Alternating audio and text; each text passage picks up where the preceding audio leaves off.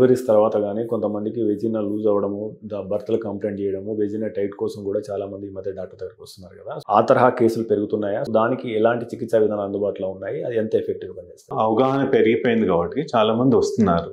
So basic గా you have surgical, non surgical. So lasers లాంటి కొన్నిటితో కూడా కొంచెం వరకు మనం టైట్ చేయొచ్చు.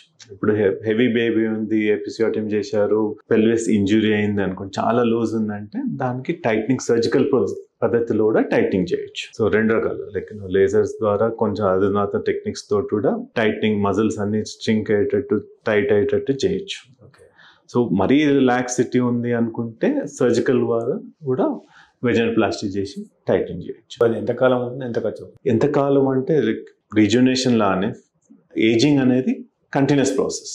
ఓకే, సో ఇప్పుడు టైట్ చేశారనుకోండి, మళ్ళీ కొన్ని ఇయర్స్ తర్వాత మళ్ళీ లూజ్ అయిపోయే ఛాన్స్ ఉంటుంది. అలా 62 లక్షల మంది ప్రజల్లో మెడ్ప్లస్ బ్రాండ్ మెడిసిన్స్ కి మారడం వలన 915 కోట్ల రూపాయలు సేవ్ చేసుకున్నారు. అదే మెడిసిన్స్ అదే క్వాలిటీతో 50 to 80% డిస్కౌంట్లు.